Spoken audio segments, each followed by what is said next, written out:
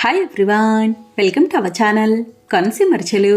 ఈరోజు మన వీడియోలో పండుమిర్చి టమాటో నిలవ పచ్చడి చూపిస్తున్నానండి. చాలా రుచిగా ఉంటుంది, చాలా సింపుల్గా చేసుకోవచ్చు. ఒక్కసారి ఈ కొలతలతో ఈ విధంగా చేసి చూడండి. మొదటిసారి చేసేవాళ్ళు కూడా ఈజీగా చేసుకోవచ్చు. సింపుల్గా అయిపోతుంది, టేస్ట్ చాలా చాలా బాగుంటుంది. పండుమిర్చి టమాటో నిలవ పచ్చడికి పండుమిర్చి 1/2 కేజీ తీసుకున్నానండి. 1/2 కేజీ పండుమిర్చికి 1/2 కేజీ టమాటోలు తీసుకోవాలి. కరెక్ట్గా సరిపోతాయి మనకి. టమాటోలు పండుమిర్చి రెండు కూడా బాగా కడిగి ఏదైనా క్లాత్ పైన తడి ఆరేంత వరకు ఆరబెట్టుకోవాలి. ఫ్యాన్ గాల్లో ఆరబెట్టుకుంటే సరిపోతుంది. ఇవి ఇలా పూర్తిగా తడి ఆరిన తర్వాత తొడిమెలు తీసుకోవాలి. ముందే తొడిమెలు తీసి కడగకూడదు. అలా కడిగితే కనుక ఊరగాయ త్వరగా పాడవుతుంది. అలాగే టమాటోలు కూడా ఇలా కొంచెం గట్టిగా ఉన్నవి తీసుకోవాలి. గట్టిగా ఉన్నవైతే ఊరగాయకి బాగుంటుంది. ఇప్పుడు టమాటో పండుమిర్చి రెండు కూడా కట్ చేసుకోవాలి. టమాటోని ఈ విధంగా కట్ చేసుకోవాలండి. ఒక టమాటో 8 ముక్కలుగా కట్ చేసుకోవాలి. పండుమిర్చిని ఈ విధంగా కట్ చేసుకోవాలి.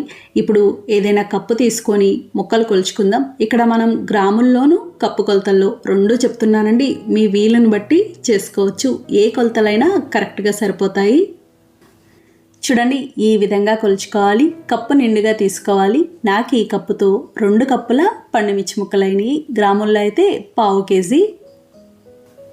మీరు కొంచెం క్వాంటిటీ ఎక్కువ చేస్తున్నారనుకోండి, పెద్ద కప్పు తీసుకోవచ్చు. చిన్న కప్పు అయినా పెద్ద కప్పు అయినా కొలతలు ఇవే. ఇప్పుడు అలాగే టమాటో ముక్కలు కూడా కొలుచుకుందాం. నాకు ఈ కప్పుతో టమాటో ముక్కలు 3 కప్పులు అయినాయి. గ్రాముల్లో చూసుకుంటే ఇవి 1/2 కేజీ.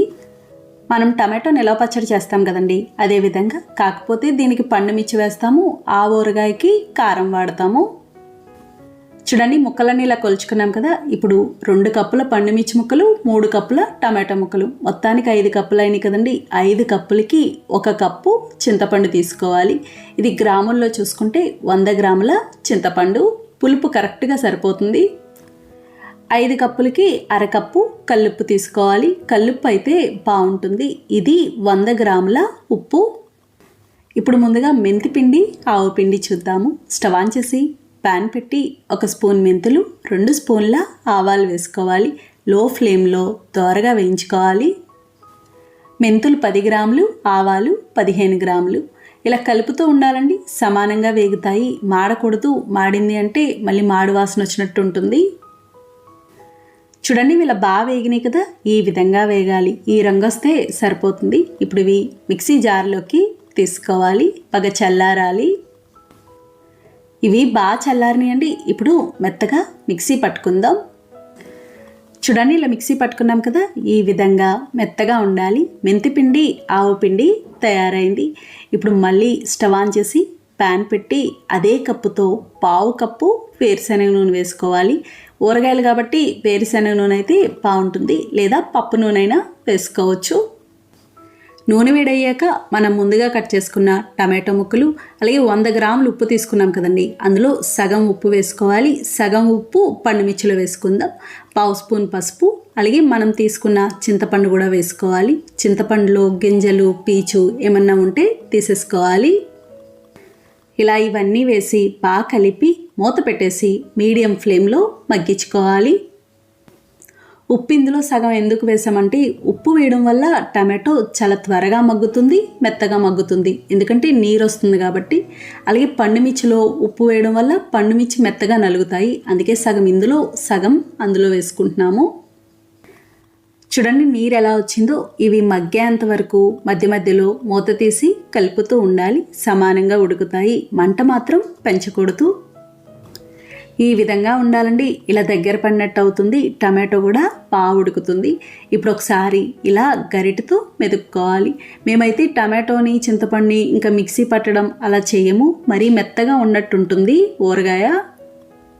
అందుకే ఒకసారి ఇలా గరిటెతో మెదిపి స్టవ్ ఆఫ్ చేసుకోవచ్చు. ఇప్పుడు ఇది పక్కన పెట్టేసుకుందాం. పూర్తిగా చల్లారాలి. ఇప్పుడు పోపు పెట్టుకుందాం. పోపు కోసం ప్యాన్ పెట్టి 5 కప్పుల ముక్కలకి అదే కప్పుతో 1.5 కప్పు వేరుశనగ నూనె వేసుకోవాలి. కరెక్ట్గా సరిపోతుంది. నూనె వేడయ్యాక 1 స్పూన్ శనగపప్పు, 1 స్పూన్ మినపప్పు, 1/2 స్పూన్ జీలకర్ర, 1 స్పూన్ ఆవాలు వేసి వేయించుకోవాలి. ఇవి కొంచెం వేగాక మిగతాయి కూడా వేసుకోవచ్చు. చూడండి వీళ్ళ సగం వేగినాయి కదా, సగం వేగాక కచ్చాబచ్చాగా దంచిన వెల్లుల్లి రేకలు వేసుకోవాలి. నేను చిన్న వెల్లుల్లిపాయ ఒకటి తీసుకున్నాను. ఒకవేళ మీకు వెల్లుల్లి వద్దు అనుకుంటే ఇంగువైనా వేసుకోవచ్చు. చూడండి పోపు ఇలా వేగింది కదా, ఇలా వేగితే సరిపోతుంది. ఇప్పుడు ఇందులో ఎండుమిర్చి ముక్కలు, ఎండుమిర్చి 5 కాయలు, కొద్దిగా కరివేపాకు వేసి వేయించుకోవాలి. ఇవి ఒక్కసారి ఇలా కలిపి స్టవ్ ఆఫ్ చేసేసుకోవచ్చండి, ఆ వేడికే అవి వేగిపోతాయి. చూడండి పోపు మొత్తం ఇలా తయారైంది కదా, ఇది పూర్తిగా చల్లారాలి. అలాగే మనం ముందుగా ఉడికించుకున్న టమాటో, చింతపండు ఇది కూడా చల్లారింది. ఇప్పుడు పండుమిర్చిని మిక్సీ పట్టుకుందాం. పండుమిర్చి వేయించాల్సిన అవసరం ఉండదండి, పచ్చివే మిక్సీ పట్టుకుంటాం. పండుమిర్చి ముక్కలన్నీ మిక్సీ జార్లో వేసి మనం కొంచెం ఉప్పు పక్కన పెట్టుకున్నాం కదండి, ఆ మిగతా ఉప్పు అంతా కూడా వేసి మెత్తగా మిక్సీ పట్టుకోవాలి. చూడండి ఇది కూడా ఇలా మిక్సీ పట్టుకున్నాం కదా, ఈ విధంగా ఉండాలి. ఇలా మెత్తగా ఉంటే సరిపోతుంది. ఇప్పుడు ఇది మనం ముందుగా ఉడికించుకున్న టమాటోలో వేసుకోవాలి. అలాగే మెంతిపిండి, ఆవపిండి కూడా వేసుకోవాలి. ఇలా ఇవన్నీ వేసి కలుపుకోవాలి.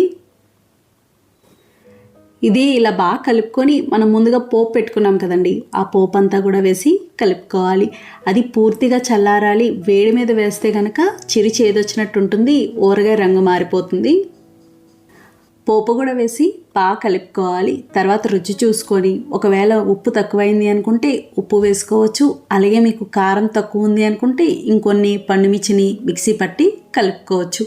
నూనె తక్కువ ఉంది అనుకుంటే నూనె వేడి చేసి చల్లారాక కలుపుకోవచ్చు.